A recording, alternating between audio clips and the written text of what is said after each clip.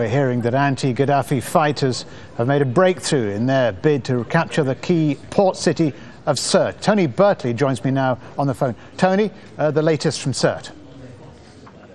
Yeah, you're right. They've punched through the last line of defence, a huge wall surrounding the centre of Sirte. They're now within a couple of 100 metres of the city centre, and they've encountered light resistance to this point and no casualties, which is something quite unbelievable for them. They thought they were going to suffer a lot of casualties, but the fighting ahead of me, about 200 metres, is a lot more intensive, and the Gaddafi loyalists who are remaining are staging a bit of a rearguard action here. They've taken a number of prisoners, a number of black Libyans. They claim they are civilians, saying that they are, in fact, pro-Gaddafi fighters. But we've seen also lots of discarded uniforms, lots of weapons that have just been left by the side of the road, coming out of the buildings under the protection of the anti-Gaddafi forces and are being led away. Of course, the problem for the here is to work out who was a civilian and who was a fighter. That's a bit of a problem. But most of the people here seem absolutely terrified. Muammar Gaddafi, the green flag is flying.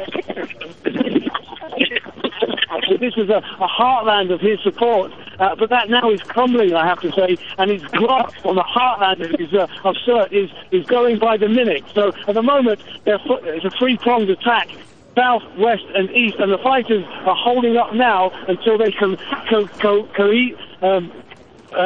with the others of the factions and then work out their strategy from here. But at the moment, they've got a big slice of the centre of Sirte under their control.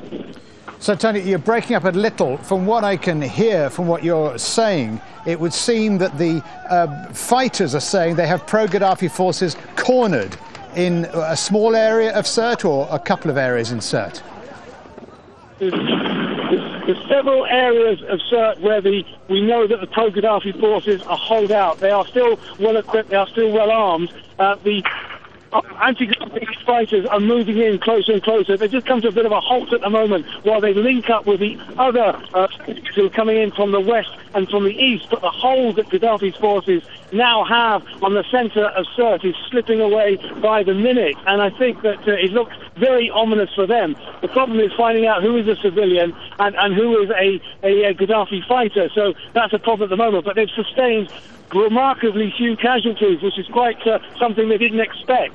And very good news, of course. Once Sirte falls, the NTC is saying it'll declare national liberation. Is that still the case? Yes, I think so. This is very much the jewel in the crown, I think. Once this falls, it also sends a message to those pro-Gaddafi loyalists still holed up in Bani Walid, the remaining town under their control, and it means there's nowhere for them to go, nowhere for them to run.